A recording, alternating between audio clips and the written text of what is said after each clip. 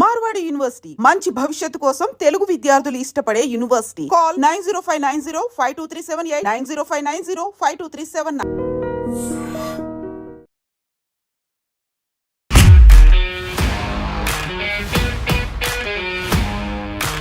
నమస్తే, నేను Kavitha. Welcome to I dream money matters with Anil AKV.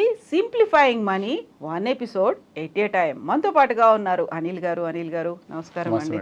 So third episode stock మార్కెట్ల గురించి. స్టాక్ మార్కెట్లు అనొద్దు కదా, క్యాపిటల్ మార్కెట్స్. ఎస్, దాని గురించి మాట్లాడుకోవాలంటే స్టాక్ మార్కెట్ అనేది చాలా వరకు ఒక ఏలియన్ సబ్జెక్ట్. మెజారిటీ పీపుల్కి సంబంధం లేదు. అది ఎవరో డబ్బున్న వాళ్ళు చేస్తారు, ఏదో అవుతుంది, ఒకేసారి ఢమాల్లో పడిపోతుంది, చాలా పెరిగిపోతాయి. ఎక్కడెక్కడో ఎలక్షన్స్, యుద్ధాలు అయినప్పుడు కూడా మన స్టాక్ మార్కెట్ మీద ఎఫెక్ట్ పడుతుంది. లాభాలు ఉంటాయా, నష్టాలు ఉంటాయా, సూసైడ్స్ మాత్రం ఉంటాయి. ఏవేవో బోల్డ్ అని కథనాలు అయితే దాన్ని ఇలా గూఫప్ చేసినట్టుగా చూపిస్తూ ఉంటాయి కదా. యాక్చువల్గా క్యాపిటల్ మార్కెట్ అంటే ఏంటి?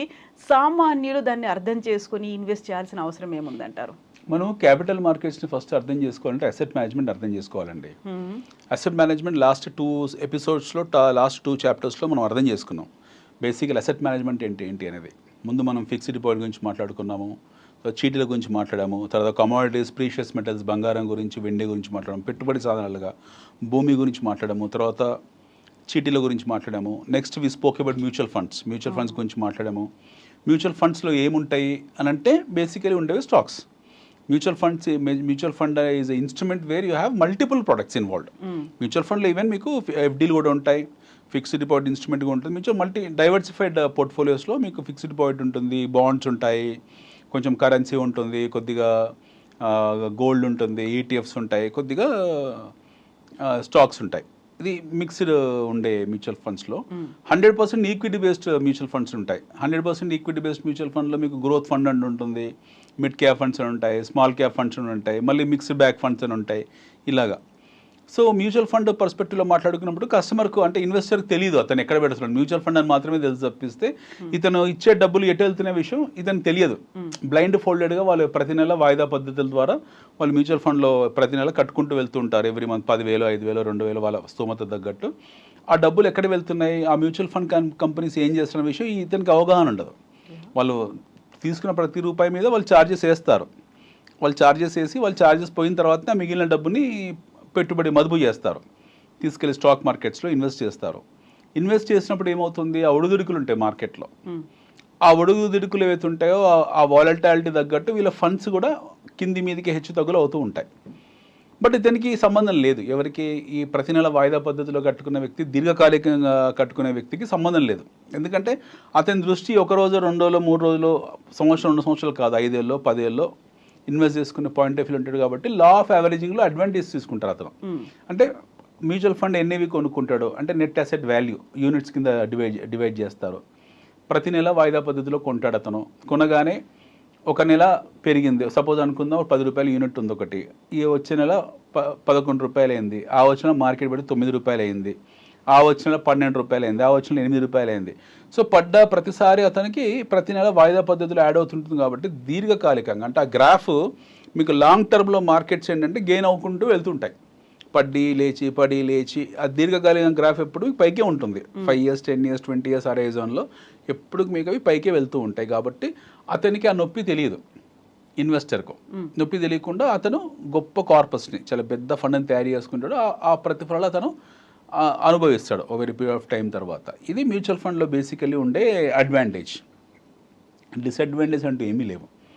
నెక్స్ట్ వచ్చేప్పటికి ఏంటంటే we're talking about direct investment in stock market. ఇది వాస్ట్ సబ్జెక్ట్. స్టాక్ మార్కెట్ అనేది చాలా vast subject. So stock market is part of capital markets. Capital అంటే ఏంటి? డబ్బు క్యాపిటల్ డబ్బు మార్కెట్లు, మనీ మార్కెట్స్. ఇందులో వచ్చేప్పటికి ఈక్విటీ అనేది చాలా పెద్ద రోల్ ప్లే చేస్తుంది. ప్రపంచవ్యాప్తంగా కూడా ఈక్విటీ మార్కెట్దే చాలా పెద్ద రోల్. మీకు మిగతా కమోడిటీస్ ఏవైతే ఉన్నాయో, గోల్డ్ కన్నా కూడా, లేకపోతే బాండ్స్ కన్నా కూడా, లేకపోతే మిగతా కమోడిటీస్ క్రూడ్ కన్నా కూడా పెద్ద పోర్ట్ఫోలియో ఉండేది ఈక్విటీ మార్కెట్. మనం అర్థం చేసుకోవాల్సింది వాట్ ఈజ్ ఈక్విటీ మార్కెట్ అంటే ఏంటనేది అర్థం చేసుకోవాలి. సో ఈక్విటీ మార్కెట్ ఏంటంటే మన వస్తువులు ఏవైతే ఉన్నాయో, వస్తు ఉత్పత్తి వ్యవస్థలో మనం నిత్య జీవితంలో వాడే ప్రతి వస్తువు కూడా, ఉదయం లేచి మనం పళ్ళు దుమ్ముకొని బ్రష్ చేసుకునే దగ్గర ఉండే కాల్గేట్ నుంచి దాని మీద పెట్టుకునే ప్రామిస్ టూత్పేస్ట్, తర్వాత మొహం కడుక్కున్నప్పుడు వాడే సబ్బు, తర్వాత మనం తినే బ్రేక్ఫాస్ట్, తాగే టీ, మనం వేసుకునే బట్టలు, వాడే వాహనము, ఆఫీస్కు తీసుకెళ్ళి క్యారియర్ బ్యాగు, ఆఫీస్కి వచ్చిన తర్వాత కూర్చునే టేబుల్, ల్యాప్టాప్, ఇంటికి వెళ్ళాక తినే భోజనం, ప్రతిదీ కూడా వస్తు వినిమయంలో వస్తుంది, కన్జంప్షన్లో వస్తుంది. ఈ కన్జంప్షన్ తాలూకు కంపెనీస్ ఏవైతే ఉంటాయో, వీటి ఉత్పత్తి చేసే సంస్థలు ఏవైతే ఉంటాయో అవన్నీ కూడా 90% మార్కెట్లో ఉంటాయి. ఎఫ్ఎంసీజీలు అంటాం వీటిని. అన్ని ఎఫ్ఎంసీజీ, ఎఫ్ఎండి రకరకాలుగా ఉంటాయి మీకు. ఎఫ్ఎంసీజీ అంటే ఫాస్ట్ మూవింగ్ కన్జ్యూమర్ గుడ్స్, అంటే తొందరగా ఉపయోగించే వస్తువులు ఎఫ్ఎంసీజీ కంపెనీస్. ఎఫ్ఎంసీడీ ఉంటాయి, ఫాస్ట్ మూవింగ్ కన్జ్యూమర్ డ్యూరబుల్స్ ఉంటాయి, కన్జ్యూమర్ డ్యూరబుల్స్ ఉంటాయి, కన్జ్యూమర్ స్టేబుల్స్ ఉంటాయి, మళ్ళీ రకరకాల క్లాసిఫికేషన్, కేటగరైజేషన్ ఉంది. ఈ విశ్లేషణ వేరేది, మళ్ళీ ఎపిసోడ్స్లో మనం విశ్లేషణ గురించి మాట్లాడుకోవచ్చు. ఇన్వెస్ట్మెంట్ మదుపు చేసే దగ్గర వచ్చేప్పటికి మనం దాని గురించి మాట్లాడదాం. ముందైతే ఇవి ఏంటో తెలుసుకుందాం ఫస్ట్, ఈక్విటీస్ అనేది. సో ఈక్విటీస్ అనేప్పటికీ ఏంటంటే మీకు రకరకాల ఇన్స్ట్రుమెంట్స్ ఉంటాయి, సో రకరకాల కంపెనీస్ ఉంటాయి. ఉత్పత్తి చేసే కంపెనీస్ ఏవైతే ఉంటాయో ఆ ఉత్పత్తి చేసే సంస్థల తాలూకు కంపెనీస్ అన్నీ కూడా ఒక చోట లిస్ట్ అయ్యి ఉంటాయి. ఎప్పుడో 100 ఏళ్ల క్రితము హిందుస్థాన్ లివర్ వాళ్ళు కంపెనీ లిస్ట్ చేశారు. ఈరోజు దాదాపు 70-80% వస్తువులు మనం హిందుస్థాన్ లివర్వే వాడతాం. సబ్బులు కానివ్వండి, పేస్టులు కానివ్వండి, ప్రతి వస్తువు కూడా ఇవన్నీ కూడా హిందుస్థాన్ లివర్వే ఉంటాయి. గోడ్రేజ్ ఉత్పత్తులు ఉన్నాయి, మనకు గోడ్రేజ్ వస్తువులు వాడతాము. వంట నూనెల వస్తువులు ఉన్నాయి, నెత్తికి పెట్టుకునే పారాచూట్, తలకు పెట్టుకునే పారాచూట్ కొబ్బరి నూనె ఉంది, మ్యారిగో కంపెనీ మ్యానుఫ్యాక్చర్ చేస్తుంది. మనం తినే బాస్మతి ఉంది, దావత్, ఇలాంటివి ఉన్నాయి. సో మనం చివరికి చక్కెర, వాడుకునే చక్కెర, టీ, టాటా టీ కానీ, టెట్లే కానివ్వండి, రకరకాల వస్తువులు ఉన్నాయి. కాఫీలు, కాంటినెంటల్ కాఫీ, గుంటూరుది కంపెనీ అది. అట్లా వేసుకునే చెప్పులు, బాటా, ఇంకెన్నో, ఇంకా మీ యూ టేక్ ఎనీథింగ్. ఇప్పుడు మనం మ్యాక్సిమం రెడీమేడ్ బట్టలు అరవింద్ ఫ్యాషన్స్ అని, ఆదిత్య బిర్లా ఫ్యాషన్స్ అని, ఇలా రకరకాలుగా. చివరికి జొమాటో, మనం ఇప్పుడు ఈ మధ్యలో మనం ఇంట్లో డెలివరీ యాప్స్, జొమాటో కూడా అది లిస్టెడ్ కంపెనీ. అది ఇప్పుడు నిఫ్టీ 50లోకి వెళ్ళిపోయింది. 2 లక్షల కోట్ల కంపెనీ అయిపోయింది జొమాటో అనేది. విత్ ఇన్ నో టైం, 5 ఏళ్లలో అది 2 లక్షల కోట్లు సాధించేస్తుంది దాని మార్కెట్ క్యాపిటలైజేషన్. సో ఈ కంపెనీస్ అన్నీ కూడా ఏంటంటే పబ్లిక్లో ఉంటాయి. ఎందుకు మీకు పబ్లిక్ లిస్ట్ అవుతాయి ఆ సంస్థలు అనేది మన మౌలికమైన ప్రశ్న. ఫస్ట్ ఈ ప్రశ్న అడగాలి, ఎందుకు ఈ కంపెనీస్ని స్టాక్ మార్కెట్లో లిస్ట్ చేశారని. సో మీరు నేను ఒక సంస్థను స్థాపించాం. ఫర్ ఎగ్జాంపుల్ ఈ ఐడ్రీమ్ అనే సంస్థ ఉంది. ఇలాంటి సంస్థలే మనకు మార్కెట్లో మళ్ళీ చాలా ఉన్నాయి. ఫర్ ఎగ్జాంపుల్ జీ ఎంటర్టైన్మెంట్ ఉంది, ఫర్ ఎగ్జాంపుల్ మీకు సన్ టీవీ ఉంది, ఇలాంటి కంపెనీస్, ఎన్డీటీవీ ఉంది, సిఎన్బిసి ఉంది. ఇలాంటి కంపెనీస్ కూడా మార్కెట్లో లిస్ట్ అయ్యాయి. మీడియా రంగంలో మీకు చాలా సంస్థలు ఉన్నాయి. ఇవన్నీ కూడా మీకు మార్కెట్లో లిస్ట్ అయ్యాయి. మంచి ప్రగతి సాధిస్తున్నాయి, మంచి డివిడెండ్స్ ఇస్తారు వాళ్ళు, మంచి లాభసాటిగానే ఉన్నాయి కంపెనీస్ అన్నీ కూడా. కొన్ని తక్కువ ఉన్నా, కొన్ని ఎక్కువ ఉన్నా, మొత్తానికి కంపెనీస్ ఎస్టాబ్లిష్ అయి ఉన్నాయి చాలా సంవత్సరాల నుంచి. ఎందుకు వాళ్ళకు పబ్లిక్లోకి వచ్చారు, ఎందుకు వాళ్ళు మార్కెట్లో లిస్ట్ చేస్తారు వాళ్ళ సంస్థల్ని అన్నదానికి ఒక మౌలికమైన ఇది మౌలికమైన ప్రశ్నకి ఏంటంటే జవాబు ఏంటంటే, నేను ఒక కంపెనీ స్థాపించాలనుకున్నాము, ఒక కంపెనీ పెట్టాలనుకున్నాము, ఒక ఐడియా మీ దగ్గర ఉంది. సపోజ్ మీరు ఒక ఐడ్రీమ్ లాంటి కంపెనీ పెట్టాలనుకున్నారు, ఒక సంస్థను స్థాపించాలనుకున్నారు, మీకు ఒక బ్యూటిఫుల్ ఆలోచన ఉంది. సో ఆలోచన తాలూకు బ్లూ ప్రింట్ తయారు చేసుకున్నారు. ఈ కంపెనీ పెడితే నాకు ఇంత లాభాలు వస్తాయి, దీనికి ఇంత పెట్టుబడి కావాలి. ఫస్ట్ మన క్యాపిటల్ అడిక్వెన్సీ. అది పెట్టాలంటే మీకు 10 కోట్లు అవుతుంది, బట్ మీ దగ్గర 1 కోటి రూపాయలే ఉన్నాయి. ఫర్ ఎగ్జాంపుల్ 9 కోట్లు బయట నుంచి తీసుకొస్తేనే కంపెనీని స్థాపించగలుగుతాను. అప్పుడు మీరు ఏం చేస్తారు, ఆ కంపెనీ తాలూకు విధి విధానాలు, ఆ కంపెనీ తాలూకు ప్రగతి, ఆ కంపెనీ తాలూకు భవిష్యత్ ప్రణాళిక, ఆ కంపెనీ తాలూకు ఉత్పత్తి వస్తువు, దానికి ఉన్న మార్కెట్, దానికి ఉన్న వినియోగదారులు, దానికి ఉన్న పోటీ ప్రపంచం, ఆ పోటీలో మీరు ఎలా నిలదొక్కుంటారు, మీరు ఎలా డబ్బులు ఎర్న్ చేస్తారు, మీ అసెట్స్ ఏంటి, మీ లయబిలిటీస్ ఏంటి, ఇవన్నీ కూడా టోటల్ కంప్లీట్ దానికి సంబంధించిన ఒక బుక్ తయారు చేసుకుంటారు. ప్రాస్పెక్ట్స్ తయారు చేస్తారు పూర్తి స్థాయిలో. తయారు చేసి మీ 4 పెద్ద మనుషులు చెప్తారు, బాబు ఇలాంటి కంపెనీ నువ్వు స్థాపిస్తున్నానని. ఒక ఆయన వచ్చి 50 లక్షలు ఇస్తే, ఇంకో ఆయన వచ్చి 50 లక్షలు ఇస్తాడు. మీ దగ్గర 1 కోటి ఆల్రెడీ ఉంది, 1 కోటి రూపాయలు మీ దగ్గర రెడీ అయింది. మీరు బ్యాంకుకి వెళ్తారు, నేను ఈ కంపెనీ స్థాపించాలనుకుంటున్నాను, నాకు కొద్దిగా లోన్ ఇవ్వండి అని. ఆ బ్యాంక్ కూడా 1 కోటో 2 కోట్లో మీకు ఇస్తాడు. స్టిల్ మీకు షార్టేజ్ ఆఫ్ మనీ పడింది. అప్పుడు మీరు పబ్లిక్లోకి వెళ్తారు, స్టాక్ ఎక్స్చేంజ్కి వెళ్ళి మీరు చెప్తారు, ఈ సంస్థను స్థాపించబోతున్నాం, లేదా ఆల్రెడీ స్థాపించిన సంస్థ అయి ఉంటుండొచ్చు. ఈ రెండిట్లో విచ్ ఆర్ ద వెయిటీస్ అన్నప్పుడు మీకు స్టాక్ ఎక్స్చేంజ్, సెబీ, మనకు సెక్యూరిటీస్ బోర్డ్ ఆఫ్ ఇండియా అవుతుందో మీకు పర్మిషన్ ఇస్తారు. సరే వెళ్ళండి, మీరు 20 కోట్లు 30 కోట్లు కాల్ మనీ చేయండి, మీరు 20% 30% మీ క్యాపిటల్ అడిక్వెన్సీ కోసం అని చెప్పి వాళ్ళు మీకు పర్మిషన్ ఇస్తారు. మీరు మార్కెట్లో ఒక ప్రైస్ బ్యాండ్ పెడతారు, బాబు నా కంపెనీ ఇది, ఈ కంపెనీలో ఇన్ని యూనిట్లు ఉన్నాయి, ఇన్ని యూనిట్లకు ఇంత అర్నింగ్ పర్ షేర్ ఉంది, ఈపీఎస్ ఉంది, భవిష్యత్తులో ఇంత వస్తుంది, నాకు ఎబిటా ఇంత ఉంది, అర్నింగ్ బిఫోర్ ఇన్కమ్ ట్యాక్స్ నాకు ఇంత ఉంది, అర్నింగ్ బిఫోర్ ఆఫ్టర్ ట్యాక్స్ ఇంత వస్తుంది, నాకు ఇంత ప్రాఫిటబిలిటీ ఉంది, ఇంత ప్రాఫిట్ అర్నింగ్ రేషియోస్ ఉన్నాయి, నాకు ఎంత అర్నింగ్ పర్ షేర్స్ ఉంటాయి అని చెప్పేసి మీరు ఒకటి పూర్తి మీ చార్టెడ్ అకౌంటెంట్ ద్వారా పూర్తి ఒక కాంప్రహెన్సివ్ టేబుల్ రాసి మార్కెట్లో ఒక ప్రైస్ బ్యాండ్ 10 రూపాయలకు, 5 రూపాయలకు, 100 రూపాయలకు ఆ షేర్ను వదులుతారు. కంపెనీ భవిష్యత్తు బాగుంటుంది అనుకున్న వాళ్ళు మీరు ఇనిషియల్ పబ్లిక్ ఆఫర్లో ఐపీఓలో వచ్చి వాటికి కొనుక్కుంటారు. ఆ షేర్లు అప్లై చేసుకుంటారు. అప్లై చేసుకున్న తర్వాత వాళ్ళకి మీరు అలాట్మెంట్ ఇచ్చిన తర్వాత వాళ్ళ ఆ షేర్స్ వాళ్ళ దగ్గర పెట్టుకుంటారు. సంస్థ మీకు స్టాక్ మార్కెట్లో లిస్ట్ అయింది. లిస్ట్ అయిన తర్వాత మీరు కంపెనీ బాగా పర్ఫామ్ చేసుకుంటూ వెళ్తున్నారు. పర్ఫామ్ చేసుకుంటూ వెళ్ళినప్పుడు ఎప్పుడైతే మీ పర్ఫార్మెన్స్ బాగుందో మీ అర్నింగ్స్ కూడా పెరుగుకుంటూ పోతాయి. మీ కంపెనీ తాలూకు అర్నింగ్స్ ఏవైతే ఉంటాయో మీ ప్రాఫిటబిలిటీ కూడా పెరుగుకుంటూ పోతుంటుంది. మీ ప్రాఫిటబిలిటీ పెరుగుకునే పోయే దాన్ని బట్టి మీ షేర్ కూడా విలువ కూడా పెరుగుకుంటూ పోతుంటుంది. ఇందులో హెచ్చు తగ్గులు అంటారా, ఇక రకరకాల కారణాలు ఉంటాయి. హెచ్చు తగ్గుల కారణాలు ఏంటనంటే అన్సర్టనిటీ ఎప్పుడు కూడా పార్ట్ ఆఫ్ లైఫ్. అన్సర్టనిటీ ఎప్పుడు కూడా స్టాక్ మార్కెట్లో ప్రతి క్షణం మీకు నీడలాగా వెంటాడుతుంటుంది అన్సర్టనిటీ. సో ఎందుకు ఒడిదుడుకులు ఉంటాయి అనడానికి కొన్ని లక్షల కోట్ల రీజన్స్ ఉంటాయి. ఈరోజు మార్కెట్ ఆల్మోస్ట్ ఈరోజు ఏప్రిల్ 1 కదా, ఈరోజు 1500 పాయింట్లు 1400 పాయింట్లు పడింది. ఈరోజు ఏప్రిల్ 1 రోజే ఏప్రిల్ ఫుల్స్ డే అయిపోయింది జనాలందరికీ కూడా. సడన్గా నిన్న ట్రంప్ గారు యుద్ధం ప్రకటించేస్తారు, ఇరాన్ మీద యుద్ధం చేస్తా అన్నారు, రేపటి నుంచి కొత్త పనుల విధానం తీసుకొస్తున్నారు, ఆ భయానికి ఏం జరుగుతుందని చెప్పేసి మార్కెట్లో ఉన్న చాలామంది ఎవరైతే ఇన్వెస్టర్స్ ఉన్నారో డబ్బులు పుల్ చేశారు. కొద్దిమంది భయపడ్డారు, అమ్ముకున్నారు, అమ్మకాల ఒత్తిడి జరిగింది, మార్కెట్ పడింది. ఇప్పుడు అక్కడెక్కడో యుద్ధం జరుగుతుంది, లేకపోతే ఇంకొక దేశ అధ్యక్షుడు బెదిరించాడో హెచ్చరించాడో ఒక వార్నింగ్ సిగ్నల్ అనేది ఇచ్చారు, ఆ తర్వాత ఇంకెక్కడో ఎలక్షన్స్ జరుగుతున్నాయి, అక్కడ ఎవరు వస్తారో, గవర్నమెంట్ ఏముంటుందో, ఇవన్నీ కూడా మన క్యాపిటల్ మార్కెట్ని ఎలా శాసిస్తాయి? దానివల్ల ఎందుకు ప్రతి విషయం మార్కెట్ని ప్రభావితం చేస్తుందండి. మార్కెట్ అనేది ఎప్పుడు కూడా ఒక టర్బులెంట్ ఎయిర్లో ఉంటుంది. Markets always travel in turbulent air. ఎందుకు మీకు ఉంటే అంటే మార్కెట్లో ఒకరిద్దరు పార్టిసిపేట్ చేయరు, కొన్ని కోట్ల మంది పార్టిసిపేట్ చేస్తారు. అందులో కొన్ని లక్షల కోట్ల రూపాయలు ప్రతి క్షణం డబ్బులు చేతులు మారుతూ ఉంటుంది. ఎవరికి ఏ టైంలో ఏ అవసరం పడుతుందో తెలియదు. ఫస్ట్ థింగ్ మనం అర్థం చేసుకోవాల్సింది market is a function of selling. మార్కెట్లో ఎప్పుడు కొనడం కారణం అమ్మడమే జరుగుతుంటుంది నాన్ స్టాప్గా. ఎందుకు అది జరుగుతుందంటే కొంతమంది ప్రాఫిట్లో ఉంటారు. ఇప్పుడు 5 ఏళ్ల క్రితమో 6 ఏళ్ల క్రితమో సంవత్సరం క్రితం కొనుక్కున్న వాళ్ళు, ఆ పర్టికులర్ రంగంలో డబ్బులు కొన్న వాళ్ళు ఎప్పుడు కూడా కొద్దిగా గొప్ప ప్రాఫిట్స్లో ఉంటారు. వాళ్ళు ఏం చేస్తారు, ఏదో జరుగుతుందని చెప్పి ఆ భయాందోళనకు గురైపోయి మార్కెట్లో డబ్బులు పుల్ బ్యాక్ చేస్తారు.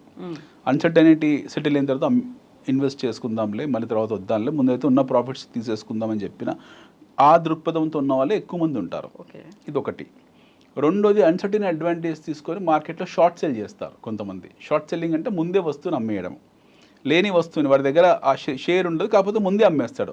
ఈ యుద్ధం జరిగితే ఈ నష్టం జరుగుతుంది, ఈ కంపెనీకి ఈ నష్టం జరిగితే షేర్ పడిపోతుంది, నేను ముందే అమ్మేస్తే ఆ పడ్డ షేర్ విలువ నాకు దాని ఎంత గ్యాప్ ఉందో ఆ డబ్బులు నాకు మిగులుతాయని చెప్పేసి లాభం వస్తుందని చెప్పి ముందే షార్ట్ సెల్ చేస్తారు దాన్ని. అలాంటి వాళ్ళే మార్కెట్లో ఎక్కువ ఉంటారు. And that too we're in F&O markets, futures and options మార్కెట్లో ఉన్నాం కాబట్టి ఎక్కువ ఆ వాలటాలిటీ ఉంటుంది మనకు. సో ఈ లక్ష కారణాలు ఉంటాయి.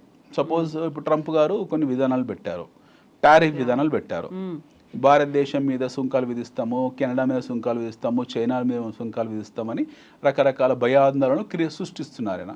అప్పుడు మార్కెట్ ఒడిదుడుకులకు గురవుతూ ఉంటుంది. ఎందుకనంటే ప్రపంచం అనేది పెద్ద కుగ్రామం. World is a very small village.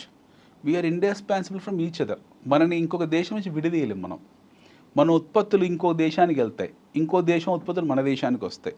మనం ఇరాన్ నుంచి క్రూడ్ ఆయిల్ కొనుక్కుంటాము, చైనా నుంచి దోమల బ్యాట్లు కొనుక్కుంటాము, అమెరికా నుంచి ఇంకేదో కొంటాము.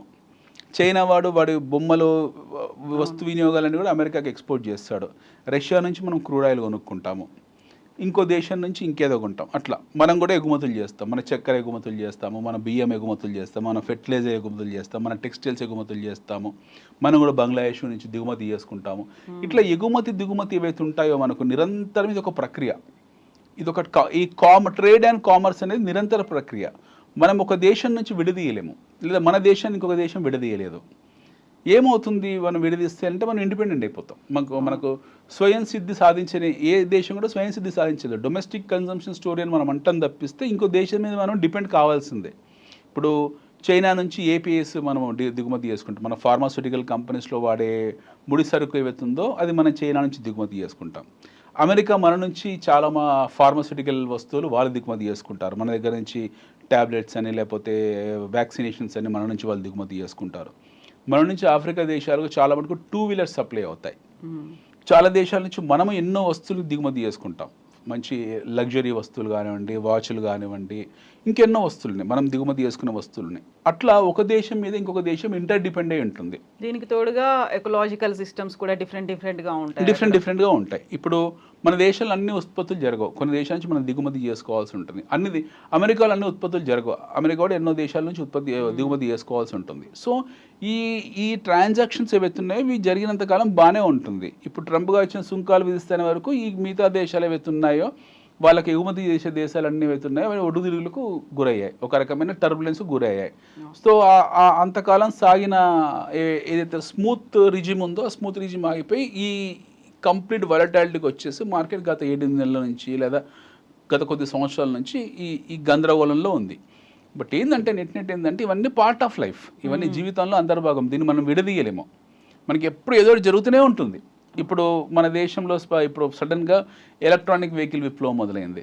కంపల్సరీ మనం ఎలక్ట్రానిక్ వెహికల్లోకి 5 ఏళ్ళకో 6 ఏళ్ళకో పూర్తి స్థాయి ప్యాసింజర్ వెహికల్స్ అన్నీ కూడా ఎలక్ట్రానిక్ వెహికల్ వైపు వెళ్ళిపోతాం. మనం వెళ్ళాల్సింది, ఎందుకంటే క్రూడ్ మీద ఎక్కువ కాలం డిపెండ్ కాలేము.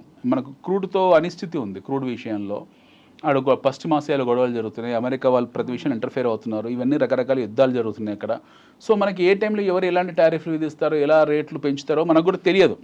ఆ భయాందోళన మనకు ఉన్నాయి కాబట్టి మనం ఏం చేస్తాము, మనం ఎలక్ట్రానిక్ వెహికల్స్ని ఆల్టర్నేటివ్ ఎనర్జీ, రెన్యూబుల్ ఎనర్జీని ఎక్కువ డిపెండ్ కావడం మొదలుపెట్టాము.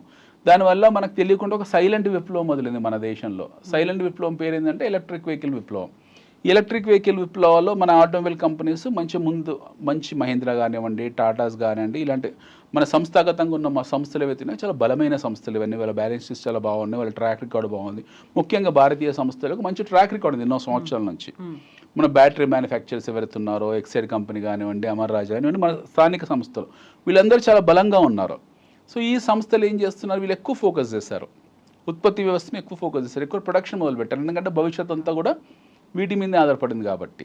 లిథియం బ్యాటరీస్ అంటున్నాం మనము, ఇంకా ఇయాన్ బ్యాటరీస్ అంటున్నాం, రకరకాల ఆల్టర్నేటివ్ ఎనర్జీ సోర్సెస్ మీద డిపెండ్ అయ్యే ప్రక్రియలో ఉన్నాం. సో ఈ ప్రహాసనంలో ఏం జరుగుతుంది, మనకు ఈ సంస్థలన్నీ కూడా అభివృద్ధి చెందే రంగంలో ఉన్నాయి. సో అట్లా మన డిపెండెన్సీ క్రూడ్ మీద తగ్గిపోతుంది. అప్పుడు ఆటోమేటిక్గా క్రూడ్ మీద డిపెండ్ అయిన సంస్థలు వెళ్తుంటే ఆ వాడే షేర్ విలువలు తగ్గడము, లేదా ఆ సంస్థలతో మన లావాదేవీలు తగ్గిపోవడం, అది వాళ్ళకి ఎఫెక్ట్ కావడం జరుగుతుంది. మన వెహికల్స్ ఇప్పుడు మన దేశంలో టెస్లా వస్తుంది, దేశంలోకి కొత్తగా పోటీ సృష్టించబోతుంది. టెస్లా వచ్చి కొత్త పోటీ సృష్టిస్తే ఆల్రెడీ ఎస్టాబ్లిష్ అయిన కంపెనీస్, మారుతి ఉద్యోగ్ లాంటివి, లేకపోతే హుండాయ్ లాంటివి, లేకపోతే హుండాయ్ లిస్ట్ అయిన కంపెనీ మన దగ్గర, లేకపోతే మహీంద్రా లాంటి కంపెనీస్కి ఎక్కడ పోటీ ఇచ్చి వీళ్ళ మార్కెట్ షేర్ వాడు మింగేస్తాడని చెప్పేసి ముందే జనాలు వాటిని నమ్ముకోవడం మొదలుపెట్టారు. ఎందుకంటే టెస్లా వచ్చి వీళ్ళ మార్కెట్ షేర్ తినేస్తే స్పేస్ లాగేసుకుంటే వీళ్ళ అర్నింగ్స్ తగ్గిపోతాయి, వీళ్ళ ప్రాఫిటబిలిటీ తగ్గిపోతాయి, పెద్ద లాభసాటిగా ఉండకపోవచ్చు అని. భవిష్యత్తు ఎలాంటో తెలియదు, వాళ్ళు ఎంత పెద్ద ప్రామినెంట్ ప్లేయర్ అవుతారో మనకు తెలియదు. బట్ ముందే కొంతమందికి నిరాశావాదులు ఎవరైతే ఉంటారో వాళ్ళు అమ్మేసుకుని ఇంకో రంగంలోకి షిఫ్ట్ అవుతారు. సో ఇలా మీకు ఎప్పుడు హెచ్చు తగ్గులు ఉంటూ ఉంటాయి మార్కెట్లో. ఈ హెచ్చు తగ్గులు సాధారణ ఇన్వెస్టర్కు అవగాహన ఉండదు, అర్థం చేసుకునేంత టైం ఉండదు, విశ్లేషించేంత ఓపిక ఉండదు, చెప్పేవాళ్ళు అంతకన్నా లేరు మన దగ్గర. సో ఈ ఒడిదుడుకులు ఎన్ని ఉంటాయి. సో ఇవన్నీ ఏం చేస్తారంటే వీళ్ళకి సంబంధించిన విషయం. ఈ మ్యూచువల్ ఫండ్ కంపెనీస్లో ఉన్న ఫండ్ మేనేజర్స్ ఎవరుతున్నారో, ఇప్పుడు మనం మాట్లాడుకున్న భాష, ఇప్పుడు ఈ భాషని వాళ్ళకు వ్యవహారిక భాష, వాళ్ళు రోజువారీగా మాట్లాడుకుంటారు. ఈ కంపెనీ అర్నింగ్ పర్ షేర్ ఎంత ఉంది, ఈ కంపెనీ బుక్ వాల్యూ ఎంత ఉంది, ఈ కంపెనీ ప్రాఫిటబిలిటీ ఉంది, ఈ కంపెనీ ఎబిటా ఎంత ఉంది, దీని మార్కెట్ ఎంత ఉంది. వీళ్ళు నిరంతరం ఈ పనిలోనే ఉంటారు. వాళ్ళ సబ్జెక్ట్ ఇది కాబట్టి ఉన్నటువంటి లొకాలిటీ కూడా, సర్కిల్ కూడా అదే మాట్లాడుకుంటుంది కాబట్టి ఆటోమేటిక్గా వాళ్ళు ఇంకో ఫండ్ మేనేజర్తో మాట్లాడుతుంటారు, వాళ్ళు రీసెర్చ్ రిపోర్ట్లు చేసుకుంటారు, వాళ్ళ దగ్గర అంతర్జాతీయ సంస్థల తాలూకు రిపోర్ట్స్ ఉంటాయి, వాళ్ళ దగ్గర పూర్తి స్థాయి స్టాటిస్టిక్స్ ఉంటాయి, వాళ్ళ దగ్గర కంప్లీట్ కాంప్రహెన్సివ్ రిపోర్ట్స్ ఉంటాయి. ఆ రిపోర్ట్స్ని దృష్టిలో పెట్టుకొని వాళ్ళు కొన్ని పారామీటర్స్ తయారు చేసుకొని వాళ్ళు రీసెర్చ్ రిపోర్ట్ పబ్లిష్ చేస్తూ ఉంటారు. సో ఒక సామాన్య ఇన్వెస్టర్ చేయాల్సిన పని ఒక ఫండ్ మేనేజర్ చేస్తూ ఉంటాడు. ఈ ఫండ్ మేనేజ్ చేయడం వల్ల ఏ కంపెనీ భవిష్యత్తు ఎలా ఉంటుంది, ఏ కంపెనీ బాగుండదు, ఏ కంపెనీలో ఇన్వెస్ట్ చేయాలి, ఏ కంపెనీ ఇన్వెస్ట్ చేయకూడదు అనే అవగాహన పట్ల ఆయనకు ఒక ఆలోచన ఉంటుంది. అనాలిసిస్ చేసుకుంటూ విశ్లేషణ చేసి వాళ్ళు ఇన్వెస్ట్ చేస్తూ వెళ్తూ ఉంటారు రెగ్యులర్గా. సో ఈ ఒడిదుడుకులు ఎందుకు ఉన్నాయి అన్నదానికి ప్రశ్నకు జవాబు ఏంటంటే ఒడిదుడుకులు ఉంటాయి. మార్కెట్లో ఉండేదే ఫండమెంటల్ ఒడిదుడుకులు. Market is function of fluctuality. Fluctuality అనేది స్టాక్ మార్కెట్ లేదు. ఏది తీసుకున్నా కానీ అలాంటి ఫ్లక్చువేషన్స్ ఒడిదుడుకులు అనేవి ఉంటాయి కదా. యాక్సిడెంట్స్ అనేవి ఎక్కడైనా అవ్వచ్చు, రోడ్డు మీద వెళ్తున్నప్పుడు ఎలా అయినా అవ్వచ్చు. అలాంటి రోడ్డుని అవాయిడ్ చేయలేం కదా. చేయలేము. ఇప్పుడు మీకు బంగారం ఉంది ఫర్ ఎగ్జాంపుల్, బంగారము చాలా ఒడిదుడుకుల్లో ఉంటుంది. మీరు గోల్డ్ కన్నా గొప్ప వాలటాలిటీ కమోడిటీ ఇంకొకటి లేదు ప్రపంచంలో. స్టాక్ అన్నా మీకు కొంచెం బ్రీతింగ్ స్పేస్ ఇస్తుంది. కమోడిటీ ఈటీఎఫ్ ట్రేడింగ్ ఉన్న వాళ్ళకి అర్థమవుతుంది. బంగారం కానివ్వండి, వెండి కానివ్వండి, కాపర్ కానివ్వండి, నిక్కల్ కానివ్వండి, ఏవైతే ఉన్నాయో ఇవి ఎవ్రీ సెకండ్ చాలా దారుణంగా మారుతూ ఉంటాయి. వీటి ప్రైసెస్ మీకు ఫ్రాక్షన్ ఆఫ్ సెకండ్స్లో మీకు చాలా చేతులు మారిపోతుంటాయి అవన్నీ కూడా. డాలర్తో రూపాయి మారకం ఎగ్జాక్ట్లీ. ఎప్పుడు ప్రతి దాని మీద ఒక దాని ప్రభావం ఉంటుంది. అది మంచి ప్రభావమా దుష్ప్రభావమా పక్కన పెడదాం. ప్రతి వస్తువు మీద ఒక వస్తువు ప్రభావం ఉంటుంది. ఇప్పుడు డాలర్ ఉంది. డాలర్ మారకం విలువ ఒక పైసా పడింది అనుకోండి, దాని ప్రభావం ఆటోమేటిక్గా మీకు గోల్డ్ మీద పడుతుంది. ఆ ప్రభావం ఆటోమేటిక్ బాండ్స్ మీద పడుతుంది. ఆ బాండ్స్ ఎవరి దగ్గర ఉన్నాయి, ఇంకో దేశం దగ్గర ఉన్నాయి, వాళ్ళ స్టాక్ మార్కెట్ మీద పడుతుంది. అది పడితే అది మన మీద ఎఫెక్ట్ పడుతుంది. ఇట్లన్నీ కూడా కాస్కేడ్ ఎఫెక్ట్ అంటారు. వీటన్నిటికి కూడా మీకు ఆ స్పైరల్ ఎఫెక్ట్ ఉంటుంది. ఆ కాయిలింగ్ డౌన్ అవుతూ ఉంటాయి ప్రతిదీ కూడా. సో ఎందుకు ఈ క్షణం ఇది మారిందని చెప్పడానికి మనం దాన్ని అర్థం చేసుకున్నప్పుడు ఇంకోటి మారిపోతుంది. మనం చూడాల్సింది ఏంటంటే ఈ క్షణం గురించి మనం ఆలోచించకూడదు. ఎప్పుడైనా సరే ఒక ఇన్వెస్టర్, ఒక ఇండిపెండెంట్ ఇన్వెస్టర్ అవుతున్నారు, అతను చూడాల్సింది ఒకటే భరోసా ఏంటంటే భవిష్యత్తుకి ఏం ప్రాబ్లం లేదు. ఈ క్షణము, ఈరోజు, రేపు, ఎల్లుండి అనేది మనకు సంబంధించిన సబ్జెక్ట్ కాదు. మీరు ఇన్వెస్ట్ చేసుకుంటూ వెళ్ళాలి. ప్రతి ఫాల్ కూడా బయింగ్ ఆపర్చునిటీ. ఈరోజు మార్కెట్ పడింది, ఇది గ్రేట్ ఆపర్చునిటీ, ఈరోజు వాళ్ళు బై చేయాల్సింది. ఇలాంటి అవకాశం మాటికి రాదు. 10,000 పాయింట్లు మార్కెట్ ఒక్క రోజులో పడడం అనేది వెరీ రేర్. ఈ మధ్యకాలం రెగ్యులర్ పడుతుంది అనుకోండి, బట్ చాలా తక్కువ సందర్భాల్లో పడుతుంది ఈ స్థాయిలో 1-2% మార్కెట్ పడడం అనేది. అలాంటప్పుడు మీరు మిస్ అయిన కంపెనీస్ ఏవైతే ఉంటాయో, మంచి కంపెనీస్ నేను కొనుక్కోలేకపోయాను, అవి అనుకున్న కంపెనీస్ మీకు 3%, 4%, 5% డిస్కౌంట్లు వచ్చాయి ఈరోజు. అందులో మీరు ఇన్వెస్ట్ చేయాలి. ఎందుకంటే మళ్ళీ రేపు కవర్ అవుతుంది, మళ్ళీ 2 రోజులు కవర్ అవుతుంది. సో మీరు 1 year, 2 years, 3 years, 5 years కాకుండా ఒక 10 years, 15 years హొరైజన్లో మంచి సంస్థలను చూస్తే గొప్ప ఇన్వెస్టర్ అవుతారు. గొప్ప రిటర్న్ ఆఫ్ ఇన్వెస్ట్మెంట్ ఎంజాయ్ చేస్తారు. మంచి సంస్థ ఎలా సెలెక్ట్ చేసుకోవాలి, ఎలా తెలుస్తుంది అసలు ఇది మంచి సంస్థ ఎలా తెలుసుకోవాలి అంటే, మంచి సంస్థలు వాటికి ట్రాక్ రికార్డ్ ఉంటుంది. బేసిక్ 4 పారామీటర్స్ ఉంటాయండి మంచి సంస్థలు. ఫస్ట్ మేనేజ్మెంట్ మంచిదే ఉండాలి. బలమైన మేనేజ్మెంట్ ఉందనుకోండి, బలమైన మేనేజ్మెంట్లో ఫెయిల్యూర్ శాతం తక్కువగా ఉంటుంది. సో బలమైన మేనేజ్మెంట్లో ఉన్న కంపెనీస్ ఫెయిల్ కాలేదంటే అయ్యాయి. మీకు టాటా గ్రూప్లో కొన్ని ఫెయిల్యూర్స్ ఉన్నాయి, రిలయన్స్ గ్రూప్లో కొన్ని ఫెయిల్యూర్స్ ఉన్నాయి, అదాని గ్రూప్లో కొన్ని ఫెయిల్యూర్స్ ఉన్నాయి. సో మంచి సంస్థని మీరు వ్యక్తిగత ఫండ్ మేనేజర్ అతను స్టడీ, అతని దగ్గర ఫండ్ మేనేజర్ దగ్గర పోర్ట్ఫోలియో, సపోజ్ మ్యూచువల్ ఫండ్లో మీరు చేసేప్పుడు ఏంటంటే ఒక 10 కంపెనీస్ ఉంటాయి అతని దగ్గర, 100 కంపెనీస్లో ఇన్వెస్ట్ చేసి కూర్చుంటాడు. ఒక 3-4 సంస్థలు ఫెయిల్ అయినా కూడా మిగతా సంస్థలు వాటిని యావరేజ్ చేసి పైకి తీసుకెళ్తాయి. బట్ ఇండిపెండెంట్ పోర్ట్ఫోలియో ఏంటంటే మీరు ఒక మ్యూచువల్ ఫండ్ మేనేజర్ లానే చూడాలి. You cannot keep all your apples in one basket. మీ పోర్ట్ఫోలియోని డైవర్సిఫై చేసుకోవాల్సి ఉంటుంది. రకరకాల రంగాలు ఉన్నాయి. మీకు హెల్త్ కేర్ రంగం ఉంటుంది, ఫార్మా రంగం అని ఉంది, లేకపోతే మీకు ఇన్సూరెన్స్ రంగం అని ఉంది, ఆటోమొబైల్ రంగం ఉంది, బ్యాంక్స్ ఉన్నాయి, ఎన్బిఎఫ్సిస్ ఉన్నాయి, మెటల్స్ ఉన్నాయి, ఎన్నో రంగాలు ఉన్నాయి. ఆటోమొబైల్ రంగం ఉంది, ఎక్స్పోర్ట్ ఓరియంటెడ్ రంగం ఉంది, డిఫెన్స్ రంగం ఉంది, ఎన్నో రంగాలు ఉన్నాయి. ఆ మంచి ఒక 10 రంగాలు తయారు ఐడెంటిఫై చేయాలి. మంచి 10 రంగాలని, 10 రంగాల్లో 10 కంపెనీస్ని షార్ట్ లిస్ట్ చేసుకోవాలి. ఆ 10 కంపెనీలో బెస్ట్ ఆఫ్ ది బెస్ట్ ఏవైతే ఉంటే 3-4 కంపెనీస్ని మీరు వాటిని షార్ట్ లిస్ట్ చేసుకొని మీ పోర్ట్ఫోలియో డైవర్సిఫై చేసుకొని, మీ దగ్గర 100 రూపాయలు ఉంది అనుకోండి, ఇందులో 10 రూపాయలు, ఇందులో 5 రూపాయలు, ఇందులో 3, ఇందులో 4 అలా పెట్టుకుంటూ పోతే మీ రిస్క్ అనేది తగ్గిపోతుంది ఆటోమేటిక్గా. Your risk will come down. First thing, exposure on single thing will get expanded to many things. Me exposure అనేది ఎక్కువ సంస్థల మీద ఉంటుంది. ఎంత గొప్ప ఇన్వెస్టర్ అయినా, ఈవెన్ వారెన్ బఫే లాంటి ఇన్వెస్టర్ అయినా, ఈవెన్ రాకేష్ జుంజున్లాంటి వాళ్ళ ఈ మధ్యలో పోయారు, అలాంటి ఇన్వెస్టర్స్ కూడా వాళ్ళ దాంట్లో కొన్ని ఫెయిల్యూర్స్ జరిగాయి. కొన్ని ఫెయిల్ కంపెనీస్లో ఇన్వెస్ట్ చేశారు వాళ్ళు. రాకేష్ జుంజున్వాలా కూడా ఫెయిల్డ్ కంపెనీస్లో ఇన్వెస్ట్ చేశాడు, ఫెయిల్యూర్ అయ్యాడు. కాకపోతే ఆయన బలమైన సంస్థలు ఏవైతున్నాయి అంటే అతను బలమైన సంస్థలు ఇన్వెస్ట్ చేశాడు, మంచి గొప్ప సంస్థలు ఇన్వెస్ట్ చేశాడు. సపోజ్ ఆయన దగ్గర 20 కంపెనీస్ ఉన్నాయంటే ఒక 2-3 ఫెయిల్ అయ్యాయి, బట్ మిగతా 15-16 కంపెనీస్ ఉన్నాయి అద్భుతంగా పర్ఫామ్ చేస్తాయి. అందువల్ల అతని పోర్ట్ఫోలియో పెరుగుకుంటూ ఇంక్రీజ్ అవ్వకుంటూ వెళ్ళింది. ఇలాంటి పనే నార్మల్ ఇన్వెస్టర్ కూడా చేయాల్సి ఉంటుంది. మీరు ఒక 20-25 మంచి సంస్థలు ఐడెంటిఫై చేయండి. ఆ 20-25 సంస్థల్లో మీరు ప్రతి నెల కొద్ది వాయిదా పద్ధతుల్లో మ్యూచువల్ ఫండ్ మేనేజర్ ఎలా కడుతున్నాడో అలా కట్టుకుంటూ వెళ్ళండి. మీకు ఈ సంస్థ బాగాలేదు, నేను నేర్చుకోవాలి ఎప్పటికప్పుడు, ఆ పరిజ్ఞానం పెంచుకుంటూ పోవాలి. ఈ సంస్థ బాగాలేదు అనుకున్నప్పుడు ఆ సంస్థ నుంచి ఎగ్జిట్ అయిపోయి ఆ డబ్బుని ఇంకో దాంట్లో షిఫ్ట్ చేసేసుకోవాలి. కొన్ని పర్ఫామ్ చేయకపోవచ్చు, కొన్ని కంపెనీస్ లేదు, కొన్ని రంగాలు పర్ఫామ్ చేయవు, కొన్ని మేనేజ్మెంట్స్ మారిపోవచ్చు, కొన్ని రంగాలలో గ్రోత్ అభివృద్ధి ఉండకపోవచ్చు, వాటికి మీరు ఫోర్కాస్ట్ చేసిన డెడ్ ఎండ్ ఉండొచ్చు, వాటికి కొన్ని బ్యాడ్ బాటిల్ నెక్స్ ఉండొచ్చు. సో అలాంటి వాటి నుంచి ఎగ్జిట్ అయిపోయి మంచి కంపెనీస్లోకి షిఫ్ట్ అయిపోవాలి, లేదా పర్ఫామ్ చేస్తున్న ఫండ్స్లోకే షిఫ్ట్ అయిపోవాలి.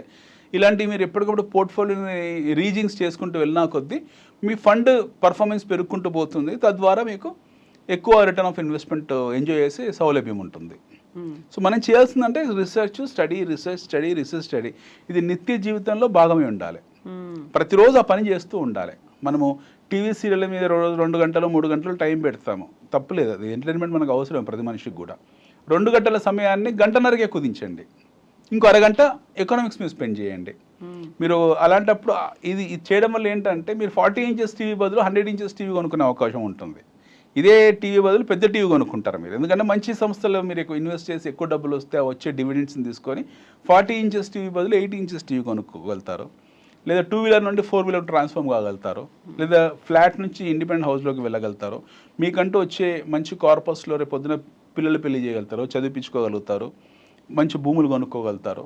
So it has be part of your life, whether it is mutual fund, direct investment, demat ద్వారా ఏదైనా కానివ్వండి, but it has be part of your life. మీ జీవితంలో ఇది ఖచ్చితంగా భాగమే ఉండాలి. మీకు వచ్చే జీతంలో 50,000 1,00,000 ఎంతో అంత జీతం వస్తే కొద్ది డబ్బు ఫస్ట్ తీసి పక్కన పెట్టి ఆ మిగిలిన డబ్బులతో మీరు ఖర్చు పెట్టుకుంటూ వెళ్ళాలి. సో మీరు చెప్పడం అయితే చాలా బాగా చెప్తున్నారు, చాలా పాజిటివ్గా చెప్తున్నారు, ఎలా డబ్బులు అవుతాయి లేకుంటే మన భవిష్యత్తు ఎంత బాగుంటుంది అనేది చెప్తున్నారు. బట్ మనల్ని ప్రాపర్ డైరెక్షన్లో తీసుకెళ్ళడానికి, ఎస్ దీంట్లో ఇన్వెస్ట్ చేయండి, ఇది బాగాలేదు, ఇది వద్దు, ఇదైతే షార్ట్ టర్మ్, ఇలాంటివన్నీ గైడ్ చేయడానికి కూడా ఒక మంచి పర్సన్ ఉండాలి కదా. ఎలా అయితే మంచి కంపెనీ అనుకున్నట్టుగా దురదృష్టవశాత్తు ప్రపంచంలో డబ్బులు వస్తే బాగుంటుందని చెప్పేవాళ్ళు ఉంటారు తప్పిస్తే డబ్బులు ఎలా వస్తాయో ఎవరు చెప్పరండి. దారి చెప్పరా అసలు, దారి ఎవరు చెప్పేవాళ్ళు ఉంటుంది కానీ వాడు కూడా తెలియదు కాబట్టి. సో ఎవరికి వాళ్ళు చేసుకోవాల్సిన పని ఇది. It is your hard and money, you have to be very cautious about investing your money. ఇది మీ డిస్క్రిప్షన్లో ఉంటుంది, మీ పరిధిలో ఉంటుంది, మీ విచక్షణ పరిధిలోనే ఉంటుంది. అంత తప్పిస్తే ఇంకొకరు వచ్చి చెప్పరు. ఏమవుద్దంటే అతను చెప్పేది అతని టేస్ట్ బడ్స్ పర్స్పెక్టివ్లో, అతని పాయింట్ ఆఫ్ వ్యూలో, అతని అపిటైట్ వేరే ఉంటుంది, మీ అపిటైట్ వేరే ఉంటుంది. నేను చెప్పాను అనుకోండి, నాది రిస్క్ అపిటైట్, ఫర్ ఎగ్జాంపుల్ నా రిస్క్ అపిటైట్, నాకు కొద్దిగా డబ్బు పోయినా నేనేం ఫీల్ గాను. మీ రిస్క్ అపిటైట్ ఉండకపోవచ్చు, మీకు రూపాయి పోతే మీరు ఫీల్ అవుతారు. సో నా రిస్క్ అపిటైట్ పాయింట్ ఆఫ్ వ్యూలో నేను ఇచ్చే సలహా మీకు సూట్ కాదు. యూజువల్గా నేను వెరీ ఇనీషియల్ స్టేజ్లో ఉన్నాను, ఇప్పుడే నాకు అసలు ఏమీ తెలియదు, మీ మాటలు విని నేను స్టార్ట్ చేద్దాం అనుకుంటున్నాను. స్టార్ట్ చేసిన వెంటనే పర్లేదు బాగానే ఉంది అనేటువంటి ఒక ఫీల్ నాలో కూడా రావాలి కదా. అంటే అక్కడ నష్టం ఉండొద్దు, ఏదో కొంచెం బెటర్మెంట్ ఉంది, నేను పెట్టిన డబ్బు కొద్దిగా రిటర్న్స్ ఏవో వస్తున్నాయి అనుకుంటేనే ఐ కెన్ గో ఫర్దర్ కదా, లేకపోతే అక్కడే డ్రాప్ అయిపోతాను. ప్రతి ఇన్వెస్టర్ బేసికలీ చేయాల్సిన పని ఏంటంటే కొద్దిగా డబ్బు ఫస్ట్ డిమాట్ అకౌంట్ ఓపెన్ చేసుకోవాలి. ఫస్ట్ థింగ్ ఎవరికి డిమాట్ అకౌంట్, మీకు ఆశ్చర్యపోతారు, మన దేశ జనాభాలో మనకున్న డిమాట్ అకౌంట్స్ కేవలం 8-9% మాత్రమే. 12% అని చెప్తున్నారు తప్పిస్తే అవన్నీ డమ్మీ అకౌంట్లో. 8%, 9% అని ఉంది. అందులో 7-8% డార్మెంట్ అకౌంట్స్, అంటే ఇన్యాక్టివ్ అకౌంట్స్. యాక్టివ్గా ఉండే వాళ్ళు 2%. In the whole in country 150 crores, Mumbai చుట్టుపక్కల వాళ్ళే ఉండి ఉంటారు. మన దేశ 150 కోట్ల జనాభాలో అర్హత కలిగిన వాళ్ళు 50%, దాదాపు 70-75 కోట్ల శాతం మంది అర్హత కలిగిన వాళ్ళు, అంటే పాన్ కార్డు ఉండే అర్హత కలిగిన వాళ్ళు, అంటే ఆ వయసు రీత్యా అర్హత కలిగిన వాళ్ళు మీకు ఆల్మోస్ట్ 75%, 75 crores ఉన్నారు మన దేశంలో. ఆ 75 crores-లో 3 కోట్లే యాక్టివ్గా ఉంది, అంటే విచ్ ఇస్ డిస్గస్టింగ్ అనమాట, 4-5%. Whereas in America it is about 60%, whereas in Germany it is 45%, whereas in Europe, other nations, it is 65-70%. కానీ when it comes to our nation, మన దేశంలో వచ్చేప్పటికి మీకు డార్మెంట్ అకౌంట్స్ అంటే ఇన్యాక్టివ్ అకౌంట్స్ ఎక్కువనే తప్పిస్తే active accounts below 2% ఉన్నాయి. అది కూడా మీరు అన్నట్టు గుజరాత్, బాంబే ఆ చుట్టుపక్కల ఎక్కువ ఉంటాయి. కానీ మన దగ్గరకు వచ్చేప్పుడు చాలా తక్కువ. మీరు చూడండి, ఈ గదిలో ఎంతమంది ఉన్నాం, 10 మంది ఉన్నాం, ఎంతమంది దగ్గర ఉంటాయి? నా దగ్గర లేదు, మీ దగ్గర లేదు, చాలా మంది దగ్గర లేదు. Keep asking. ఒక 100 మందిని గదిలో తీసుకోండి, ఎంతమంది దగ్గర అకౌంట్స్ ఉన్నాయనంటే మీకు ఒక 5 మంది చేతులు లేపుతారు. 100 మంది గదిలో 5 మంది లేపుతారు. 5 మందిలో ఒక్కరో ఇద్దరో అది కొన్నాను సార్, ఎప్పుడో కొన్నాం అంతే. మిగతా 3 దగ్గర అకౌంట్ ఆ బ్యాంక్ వాళ్ళు వెంటబడి ఓపెన్ చేసుకున్నారు తప్పిస్తే అదేంటో వాళ్ళు తెలియదు. 3-in-1 అకౌంట్ అని ఇంకోటి తెలియదు. సో ద ప్రాబ్లమ్ ఈజ్ మన చైల్డ్హుడ్ నుంచి మనకి ఎడ్యుకేషన్ సిస్టమ్ లేకపోవడము, మ్యాండేట్ చేయకపోవడం. ఎకనామిక్స్ అనేది మన దురదృష్టవశాత్తు మన దేశంలో ఎకనామిక్స్ మ్యాండేట్ చేయలేదు. మనకు చిన్నప్పటి నుంచి కూడా స్కూల్లో 6th క్లాస్ 7th క్లాస్లో పనికి మాలిన చరిత్ర చదివించారు తప్పిస్తే విచ్ ఇస్ యూజ్లెస్. మనకు నాకు నాకు నాకు నాకు నాకు అసలు నాకనే మీకు ఎవరికైనా సరే it is useless. Why we should learn about some figures which are no way connected to this country. నేను ఈ విషయంలో చాలా డిస్ప్యూట్ చేస్తాను వ్యక్తిగతంగా, మనం చాలాసార్లు మాట్లాడుకున్నాం కూడా.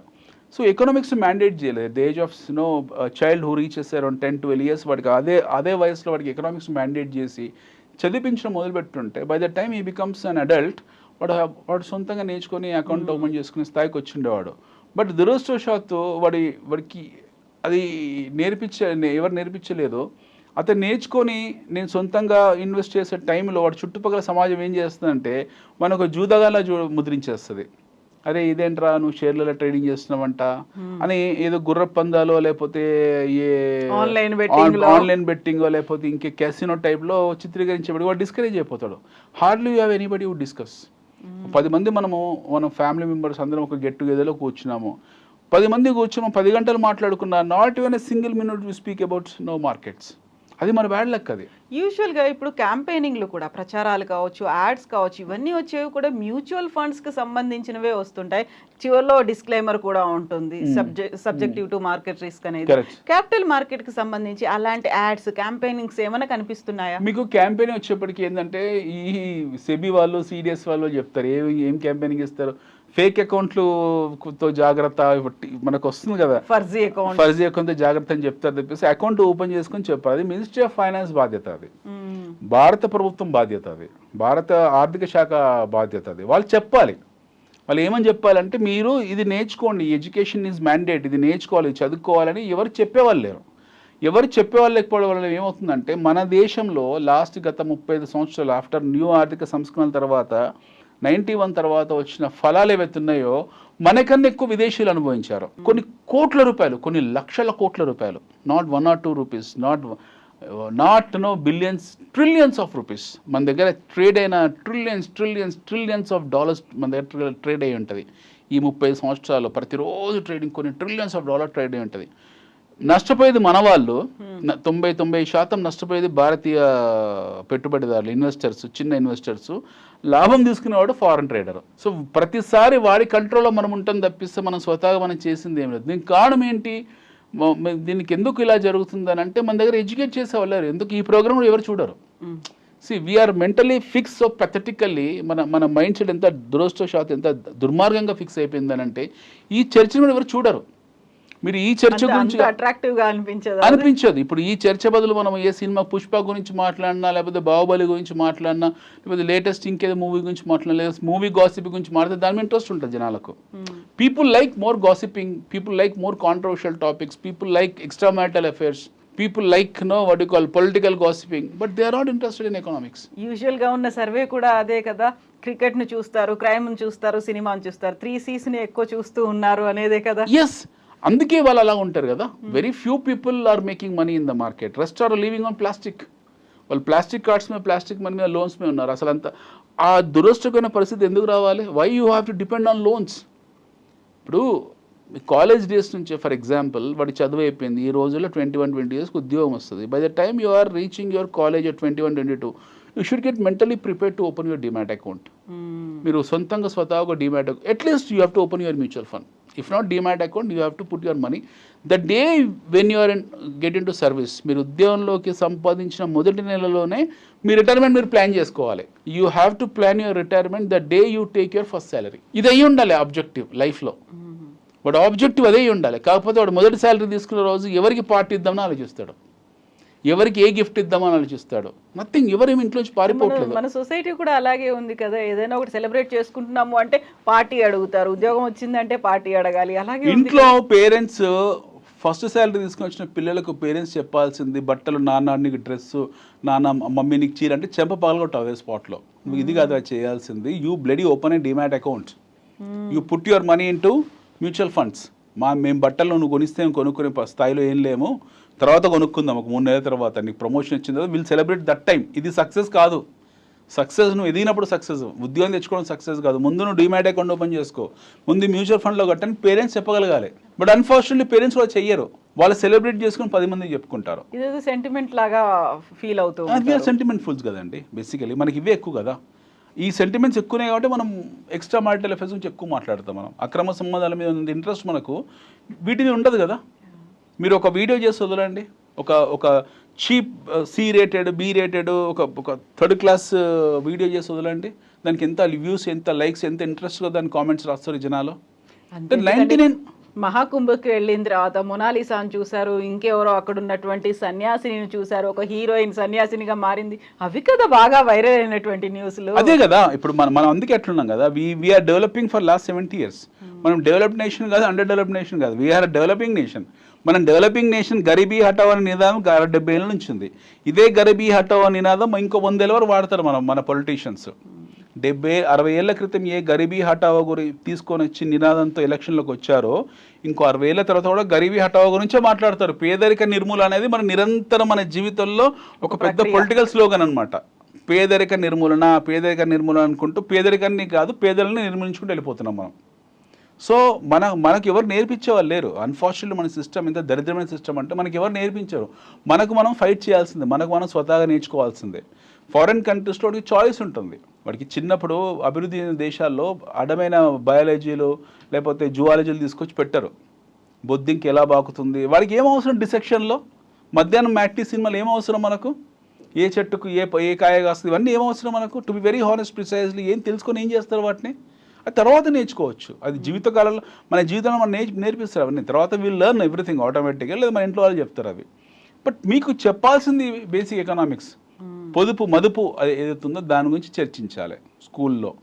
మీరు by the time you comes your teens 12, 13, 14 ఇయర్స్లో అటు తెలిసిపోవాలి అసలు మ్యూచువల్ ఫండ్ అంటే ఏంటి, డీమ్యాట్ అకౌంట్ అంటే ఏంటి, ఇండియన్ ఎకానమీ అంటే ఏంటి, పర్ క్యాపిటల్ ఇన్కమ్ అంటే ఏంటి, జీడిపి అంటే ఏంటి. వాడి నోటికి కనీసం ఒక 50 దేశాల క్యాపిటల్ సిటీస్ తెలిసి ఉండాలి, ఒక 30-40 దేశాల పర్ క్యాపిటల్ ఇన్కమ్ నుంచి తెలిసి ఉండాలి. ఎవరికి తెలుసు ఈరోజు? ఈవెన్ పీజీ చదువుతున్న ఎంబీఎస్ కూడా తెలియదు. సో కాల్డ్ ఎంబీఏ చదివే పిల్లలు కూడా మీరు అడగండి వాడిని. You just go and ask him. మీరు ఎంబీఏ చదివే కుర్రాని అడగండి, మీరు మన దేశ జీడిపి ఎంత అని అడగండి, వాడు చెప్పలేడు. ఎందుకంటే వాడి సిస్టమ్ లేదు, మార్క్ రిలేటెడ్ సిస్టమ్ కాబట్టి.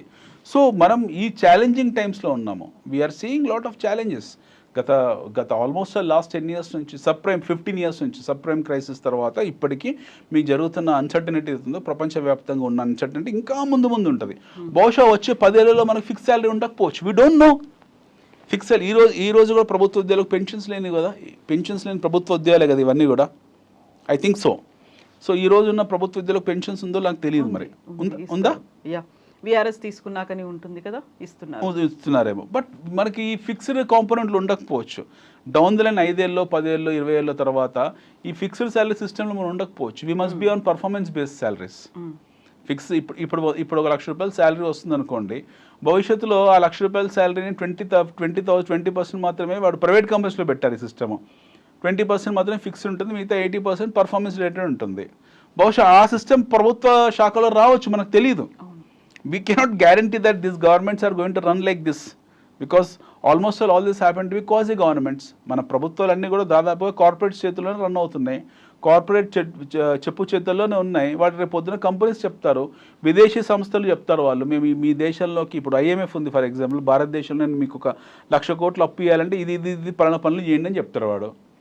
సో అలాంటి స్థాయిలోకి రేపు పొద్దున అంటే కార్పొరేట్స్ పూర్తి స్థాయిగా వాళ్ళ చేతుల్లోకి ప్రభుత్వాలు వెళ్ళిపోయిన తర్వాత, ఇప్పటికీ ఆల్మోస్ట్ అవి వెళ్ళాయి, ఇంకా పూర్తి స్థాయిగా వెళ్ళిపోయిన తర్వాత వాడు నిర్దేశిస్తాడు క్లియర్గా, బాబు ఇంతమందికి ఇన్ని జీతాలు అవసరం లేదు, ఇంత బర్డన్ అవసరం లేదు, అసలు ఫ్రీ బస్సులు అవసరం లేదు, ఫ్రీ స్కీమ్స్ అవసరం లేదు, ఈ రైతు బంధు అవసరం లేదు, ఎల్లో కార్డు రేషన్ కార్డు అవసరం లేదు అని తీసి వదలబాయండి.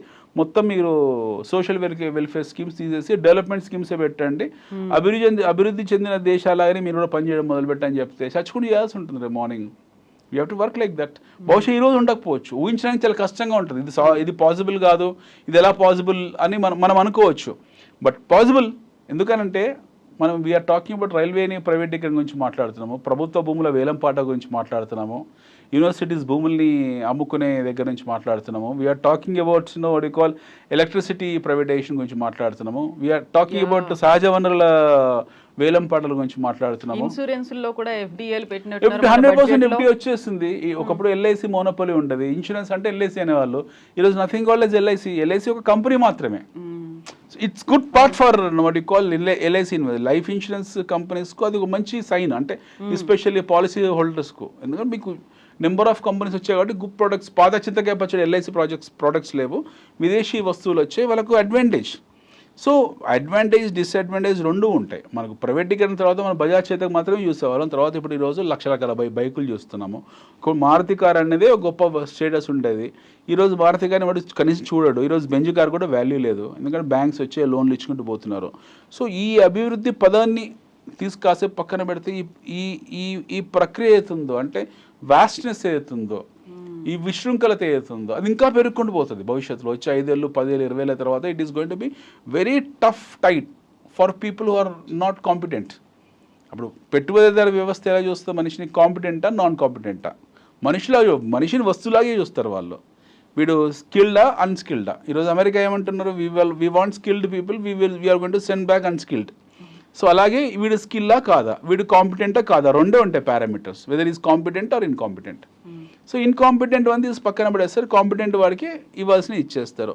సో ఇన్కాంపిటెన్సీ అవుతుందో ఆ పర్సంటేజ్ ఆఫ్ పీపుల్ పెరుక్కుంటూ పోతారు.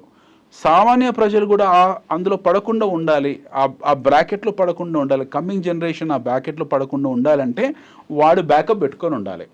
ప్రభుత్వ ఉద్యోగాల మీద డిపెండ్ కాలేడు, ప్రైవేట్ ఉద్యోగాల మీద డిపెండ్ కాలేడు. He has to focus more on wealth creation. ఇప్పటి నుంచి వాడు వెల్త్ క్రియేట్ చేసుకోవాల్సింది. Especially those people are between 12 to 18 మధ్యలో ఉన్న కుర్రోళ్ళు ఇప్పుడు నేర్చుకోవాలి. అది తల్లిదండ్రుల బాధ్యత. ఈక్విటీ మార్కెట్స్ ఎలా పార్టిసిపేట్ చేయాలి, ఇన్వెస్ట్మెంట్స్ ఎలా పార్టిసిపేట్ చేయాలి అనే విషయాన్ని వాళ్ళు ఇప్పుడే నేర్చుకోవడం మొదలు పెడితే they will have an advantage where by the time they come to their yieldings they have some corporates in their back yard. లేకపోతే వాళ్ళు కష్టంలోకి వెళ్ళిపోతారు. World is going to take a major huge U turn. వచ్చే 10-15 సంవత్సరాల్లో చాలా పెద్ద U turn తీసుకుంటుంది ప్రపంచం. మనం ఊహించినట్టు ఉండదు ఈ ప్రపంచం. ఆర్టిఫిషియల్ ఇంటెలిజెన్స్ అంటున్నాము, రోబోటిక్స్ అంటున్నాము, చాట్ జీపీటీ స్థాయి నుంచి డీప్ సీక్ నుంచి ఇప్పుడు ఏదో కొద్దిగా గిబిలి ఏదో వచ్చింది పెయింటింగ్స్ వేసేది, అక్కడికి వచ్చేస్తాం. ఇంకా రేపు పొద్దున ఎలా ఉంటుందో మనకు తెలీదు. We don't know what is happening every day. ప్రతిరోజు కొత్త ఆవిష్కరణ జరుగుతున్నది. ప్రతి కొత్త ఆవిష్కరణ మనిషిని ఛాలెంజ్ చేసేది. ఒక ఆవిష్కరణ మార్కెట్లోకి వచ్చిందంటే కొంతమంది ఉపాధికి కడుపు కొట్టేస్తుంది అది. So we have to be very vigilant in terms of creating our wealth. మన సంపద సృష్టిలో అది మన జీవితంలో అతి ముఖ్యమైన భాగమై ఉండాలి. అది చాలా ముఖ్యమైన ఘట్టమై ఉండాలి. ఏదో తల్లిదండ్రులు ఆస్తులు ఇచ్చారు కదా మనం కాపాడుకుందాం, రేపు పొద్దున వాటి విలువ ఉండకపోవచ్చు. చిత్తుకాయలతో సమానం అవి. కొన్ని మ్యూచువల్ ఫండ్లు, బాండ్స్, మంత్లీ ఫిక్స్డ్ ఎర్నింగ్స్ అవన్నీ చిత్తుకాయలు అవన్నీ కూడా. So the only option what is available for you to create your wealth is either you have to put your money into some nice instrument like equities or buy some crazy lands. భవిష్యత్తు బాగుంటుంది, ఈ ఏరియాస్లో బాగుంటుంది అనుకునే crazy lands కొన్ని ఉంటాయి. అంటే ఈ ఏరియాలో డెవలప్ అవుతుంది, ఎందుకంటే జనాభాను నియంత్రించలేము, వాటి జనాభా అవసరాలు ఉంటాయి, ఇండస్ట్రియలైజేషన్ జరగాల్సిందే, రేపు పొద్దున అభివృద్ధి జరగాల్సిందే. కాబట్టి కొన్ని క్రేజీ ల్యాండ్స్ ఉంటే అక్కడ వెళ్ళి మీరు కొద్దిగా you have to put some dump your money there and buy some equities. This are the only 2 things where you can create wealth. ఈ గిఫ్టోలు ఉంటే పోతే ఎక్కడ పోతే మనకు తెలియదు. ఏదో ఈ ట్రంప్ బై ఈ ఎలన్ మస్క్ కాంబినేషన్ కాబట్టి క్రిప్టో అనేది వచ్చింది. అది ఎప్పటికీ అది శాశ్వతంగా ఉంటుంది, but it will not become an alternative currency ever in the history of human life. కొన్నాళ్ళు ఉంటుంది, తర్వాత యూఫోరియా డౌన్ అయిపోతుంది, మళ్ళీ బేసిక్ కరెన్సీకే మార్కెట్ ఉంటుంది ఎప్పటికైనా సరే. ఇలాంటివి మనం కొన్ని అర్థం చేసుకొని ఆ ఫోర్కాస్ట్ ఆ ఫోర్సీ చేయగలిగితే మనం వెల్త్ క్రియేట్ చేసుకోగలుగుతాం. ఇప్పుడు మీరు అన్నట్టు ఇప్పుడు ప్రశ్న what is equity all about. Equities అంటే ఎన్నో సంస్థలు వస్తు వినిమయ సంస్థలు ఏవైతున్నాయి అవన్నీ మార్కెట్లో లిస్ట్ అయ్యి ఉంటాయి. అవి ప్రతిరోజు ఒడిదుడుకులకు ప్రతిరోజు వాలటాలిటీకి గురవుతూ ఉంటాయి. అంత మాత్రం వాటి భయపడాల్సిన అవసరం లేదు. పడ్డ ప్రతి ఫాల్లో మనం బై చేసుకుంటూ వెళ్తూ ఉంటే ఆ ప్రగతిశీల సంస్థల్లో మనం భాగస్వామ్యమై వాటి లాభాలని మనం ఆర్జించి లాభపడే వాళ్ళం అవుతాం. సో దానికోసం వేయాల్సినటువంటి మొదటి స్టెప్ ఏంటి, అది ఇంకో ఎపిసోడ్లో తెలుసుకుందాం. సో ఏం చెయ్యాలి, సో యాక్చువల్గా క్యాపిటల్ మార్కెట్ అంటే ఏంటి, మనం అందులో ఎందుకు అడుగు పెట్టాలి, ఎడ్యుకేషన్ ఎలా రావాలి, అవేర్నెస్ ఎవరు చేయాలి, ఇవన్నీ చూసాము. యాక్చువల్గా అడుగు ముందుకేస్తున్నాము, మనం ఒక అకౌంట్ ఓపెన్ చేయాలి, డిమాట్ అకౌంట్, ఆ తర్వాత ట్రేడింగ్స్ అనేవి ఎలా ఉంటాయి, మన పార్టిసిపేషన్ ఎలా ఉంటుంది, ఇవన్నీ కూడా నెక్స్ట్ ఎపిసోడ్లో మాట్లాడుకుందాం మనం. ఎస్ అనిల్ గారు, ఇది ఎపిసోడ్ 3 కదా, ఎగ్జాక్ట్లీ ఎపిసోడ్ లో మాట్లాడదాం అది. మనీ మ్యాటర్స్ గురించి మనం Yes, yes, నిరంతరం మాట్లాడుకోవాల్సినటువంటి అవసరం ఉంది. తప్పకుండా. Thank you so much Anil Thank you. గారు. Thanks. Thank you.